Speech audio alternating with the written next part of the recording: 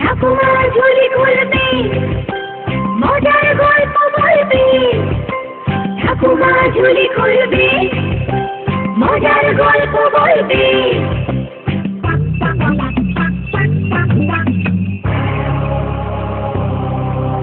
গা ছমছম, কি হয় কি হয়, কখনো মজার কখনো বা ভয়। গা ছমছম, কি হয় কি হয়, কখনো মজার কখনো বা ভয়। পশু পাখি রাজা রানী ভূত পেতনি, চোখের সামনে সব হাঁটবে চলবে কথা বলবে। ঠাকুমা ঝুলি খুলবে, মজার গল্প বলবে। ঠাকুমা ঝুলি খুলবে, মজার গল্প বলবে। ঠাকুমা ঝুলি খুলবে।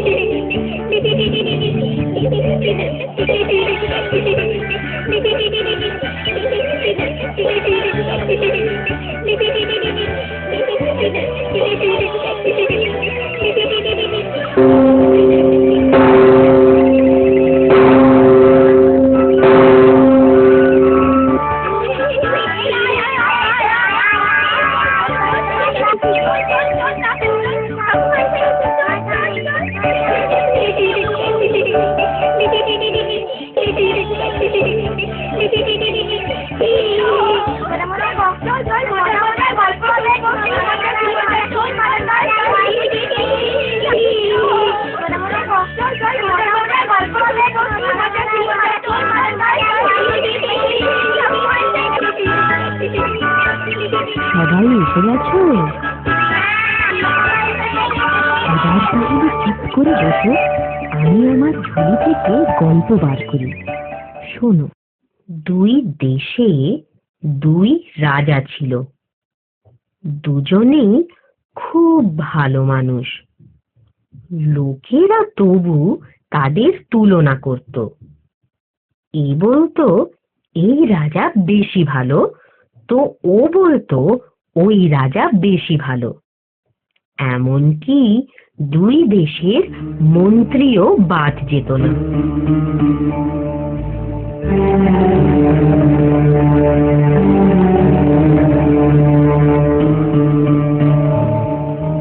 কি হে বন্ধু, কেমন আছো? তা তোমার রাজত্ব কেমন চলছে মন্ত্রী মশাই?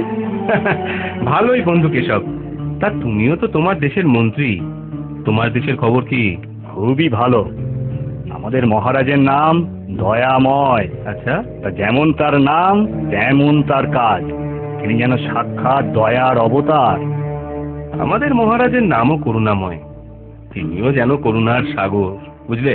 হ্যাঁ, তোমাদের রাজা মানে মহারাজ করুণাময়, ভালো মানুষ বটে, তবে তার সাথে আমাদের রাজার কোনো তুলনাই চলে না। তুমি ঠিক উল্টোটাই বললে। জানো কেশব, আমার মত কিন্তু ভিন্ন। দেখো, এই নিয়ে তর্ক না করে একটা সমাধানের পথ খুঁজলে হয় না? হ্যাঁ হ্যাঁ, ঠিক বলেছ। তাহলে এমন একজন বিজ্ঞ ও নিরপেক্ষ মানুষ দরকার, যিনি কোনো রাজার পক্ষ না নিয়ে নির্ভুল বিচার করবেন। কি এমন কেউ আছে নাকি তোমার খোঁজে? এই আমার মনে পড়েছে। কে? মনে পড়েছে। আচ্ছা, ওই যে দূরে যে পাহাড় দেখা যাচ্ছে, হ্যাঁ, সেখানে এক যোগী পুরুষ থাকেন। আচ্ছা, তুমি কি জগৎবন্ধু মহারাজের কথা বলছো? হ্যাঁ হ্যাঁ হ্যাঁ হ্যাঁ, তুমি ঠিক ধরেছো। হ্যাঁ, হ্যাঁ। তার কাছে গেলে কেমন হয় বলো তো? চলো তবে যাওয়া যাক, আজ সব সমস্যার সমাধান হয়ে যাবে। হ্যাঁ, তাই চলো।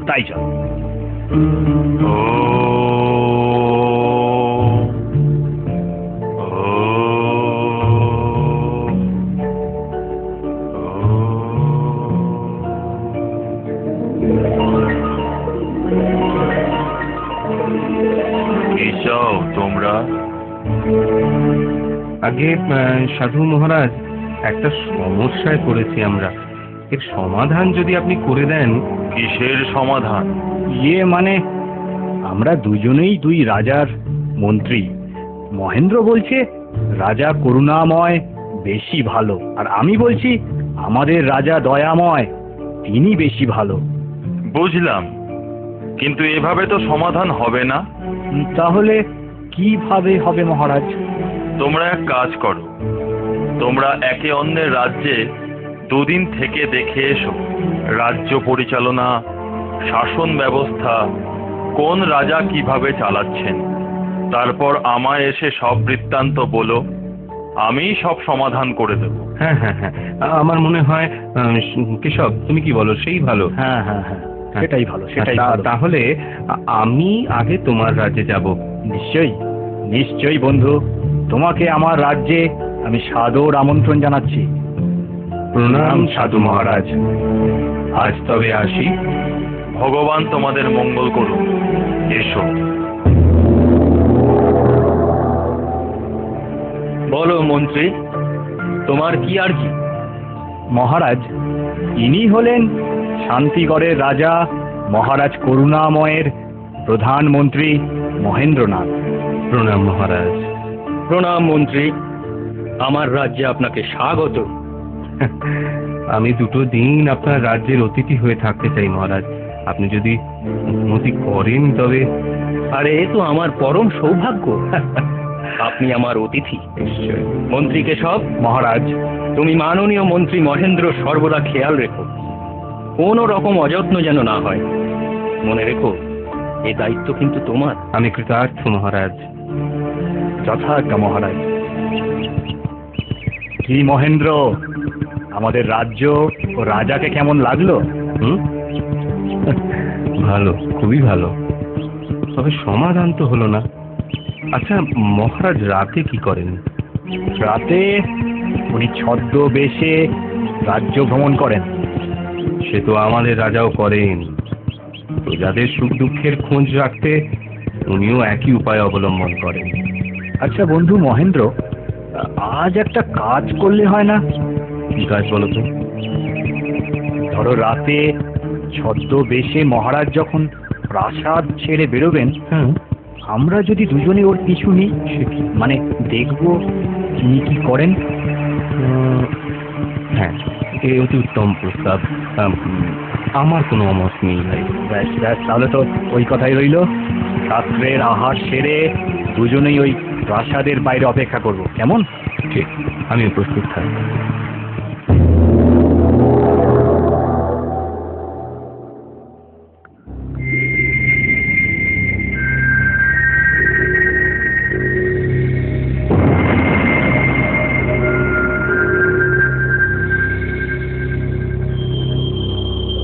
বন্ধু মহেন্দ্র, হ্যাঁ ওই তো আমাদের মহারাজ দয়াময়।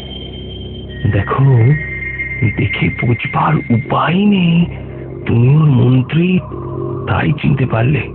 চলো চলো, আর কোনো কথা নয়। হ্যাঁ, নিঃশব্দে আমরা ওনার পিছু নিই। তাই চলো, তাই চলো।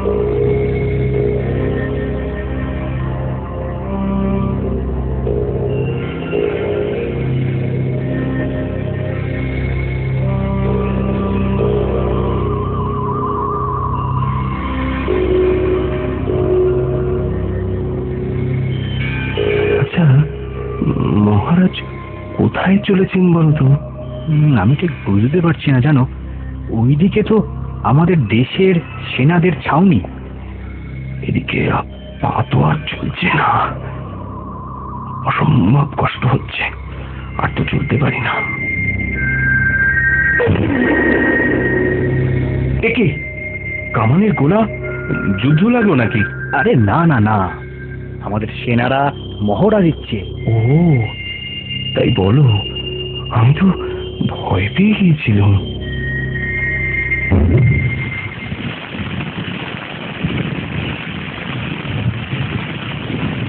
এই চপ্পলে ষোলো বলো তো গিন্নি, কি হবে এখন? এখন উপায়?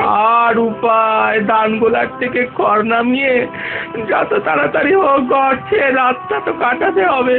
চলো তাইলে চলো, কাজ শুরু করি গে। চলো চলো। তোমাদের ঘরের এই অবস্থা হলো কি করে? আর বলবি, গরিবের কপাল, দুঃখ তো থাকবে। না হলে সেনাদের গোলা করবি তো পর আমার ঘরের সামনে পড়ল।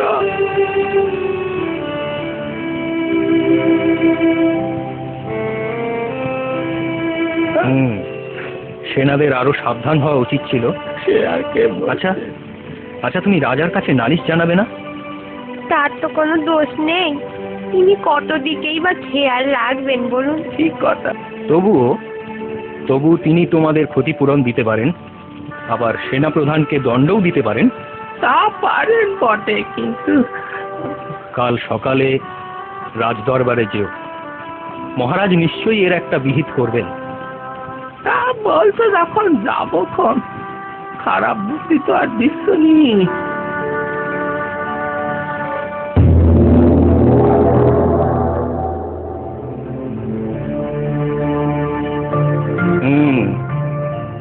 তোমার প্রতি অন্যায় নিশ্চয়ই হয়েছে, তুমি এর সুবিচার পাবেই। মহারাজ, সব দোষ আমার কপালে, কারে দোষ সেও বলুন।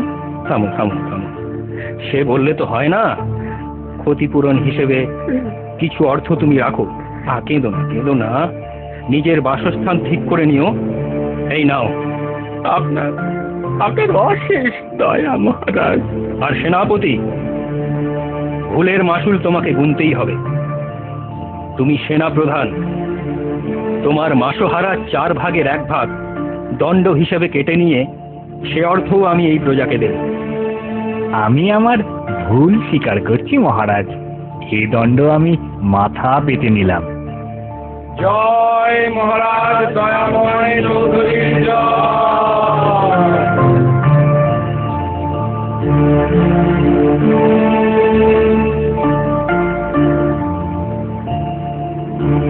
বন্ধু কেশব, এবার তোমায় বিদায় নিতে হবে ভাই। তবে এই কদিনের মূল্যবান অভিজ্ঞতা আমি চিরদিন স্মরণে রাখবো। তোমাকে বিদায় দিতে আমার মন চাইছে না বন্ধু, আর কদিন থেকে গেলে পারতে না? না, সে হয় না কেশব। ওদিকে রাজকার্যের দায়িত্বে অবহেলা করি কি করে বলো তো? তা তো ঠিক। আচ্ছা বন্ধু, এবার তো তোমার পালা। কবে যাচ্ছ আমাদের দেশে? যাব বন্ধু, নিশ্চয়ই যাব, খুব শীঘ্রই যাচ্ছি তোমাদের দেশে।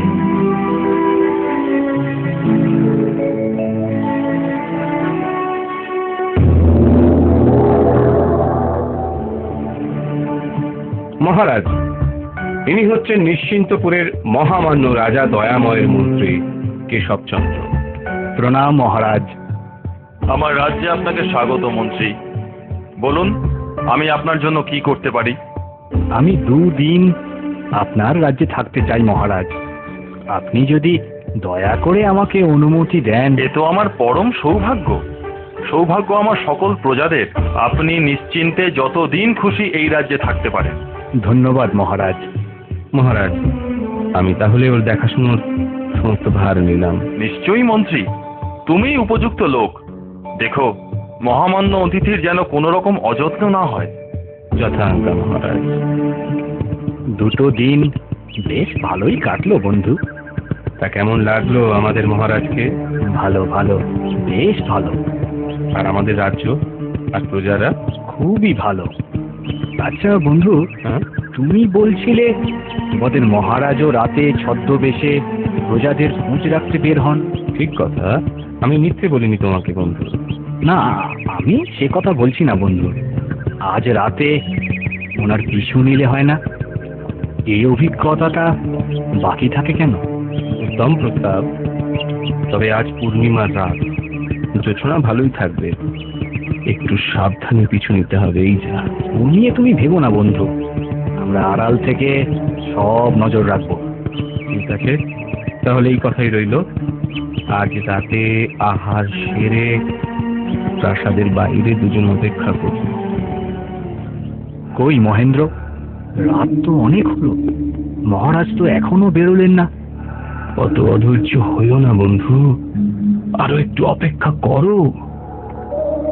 ওই দেখো একজন প্রহরী প্রাসাদের দরজা দিয়ে বাইরে বেরোলো। প্রহরী নয়, উনি আমাদের মহারাজ। প্রহরীর ছদ্মবেশ নিয়েছেন।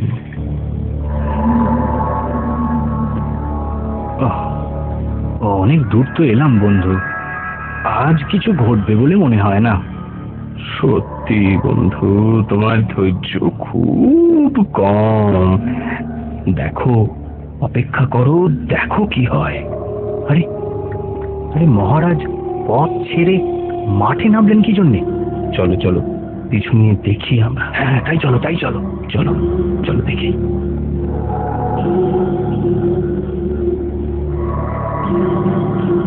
কি বন্ধু,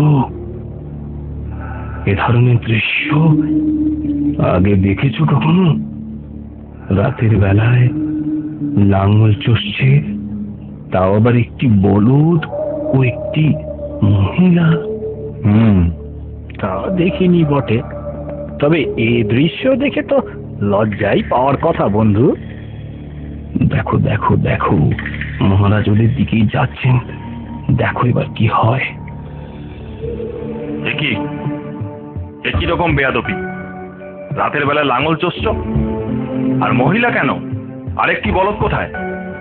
অপরাধ নেবেন না প্রহরী মশাই, বড় বিপদে পড়ে এই কাজ করতে বাধ্য হয়েছি। বিপদ? কিসের বিপদ? আসলে আসলে কালকে হঠাৎ একটি বলদ মারা যায়। এ তল্লাতে তো আমি একাই চাষি, অন্য বলদ কোথায় পাবো? কিনবো তো সে পয়সাও নেই। বুঝলাম। তা দিন ছেড়ে রাতে লাঙল চষছ কেন? আগে লোকে দেখলে কি বলবে, তাই রাতে আছি। মানে অন্যায় করেছো, খুবই অন্যায় করেছো। বলদের বদলে একজন মহিলাকে দিয়ে, ছি ছি ছি ছি ছি। ওকে কিছু বলবেন না, ও রাজি ছিল না। আমি ওর বউ, আমি জোর করে এই উপায় বললাম। উনি বলি তারপর রাজি করিয়েছি, বুঝলেন? আর না হলে সে পাশে এই চাষের সময় চলে যেত যে। আচ্ছা, তোমরা তোমাদের রাজার কাছে তো সাহায্য চাইতে পারতে। এই ছোটখাটো ব্যাপারে ওনাকে বিরক্ত করা কি ঠিক হতো? প্রজার মঙ্গলের জন্যই তো উনি আছেন। আপনি যখন বলছেন, আগে কাল একবার যাবো তাহলে। আমি রাজপ্রহরী, মহারাজকে বলে আমি একটি বলদ পাইয়ে দেবো তোমাদের। কাল তোমরা রাজ দরবারে এসো। আপনার অশেষ দয়া। মা, আপনি একধারে সরে বসে একটু আরাম করুন, আপনার কাজটা আমি করে দিচ্ছি। সে হয় না, আমার কাজ আমাকে করতে দিন না। তা হয় না মা, আমি একজন পুরুষ মানুষ হয়ে এই দৃশ্য সহ্য করতে পারবো না। কই গো চাষি, লাঙল টানো। একদিকে বলদ আর অন্য দিকটা আমি সামলাচ্ছি। টানো টানো। কি যে বলেন, আজ থাক না। না না না না না, তোমরা বললে না চাষের সময় চলে যাচ্ছে, যতটুকু কাজ এগিয়ে রাখা যায় ততটাই ভালো। নাও নাও নাও, আর দ্বিধা করো না, লাঙল টানো।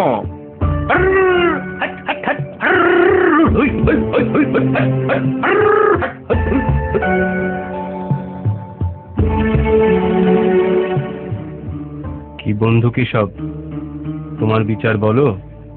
দেখো, এ তুল্য মূল্য বিচার তোমার আমার সাধ্যি নয় বন্ধু।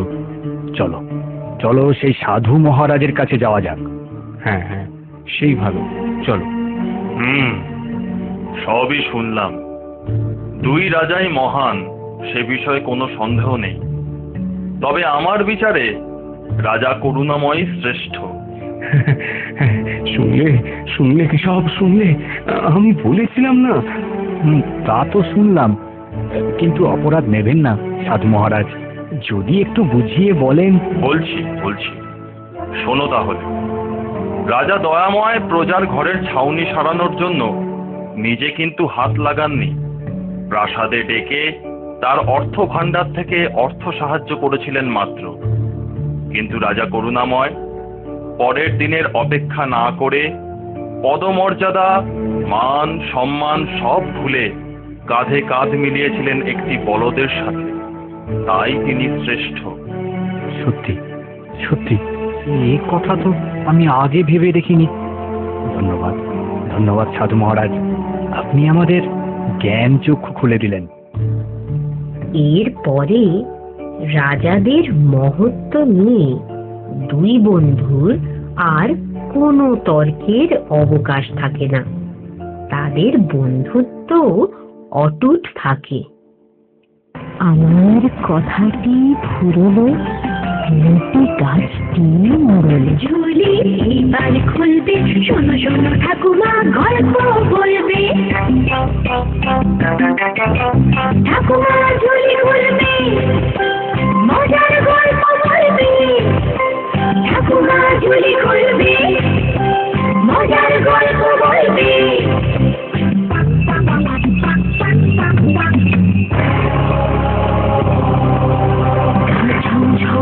কি হয় কি হয়, কখনো মজার কখনো বা ভয়। ছম ছম কি হয় কি হয়, কখনো মজার কখনো বা ভয়।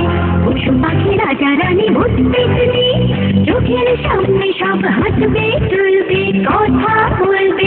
ঠাকুমা ঝুলি খুলবে, মজার গল্প বলবে। ঠাকুমা ঝুলি খুলবে, মজার গল্প বলবে। ঠাকুমা ঝুলি খুলবে।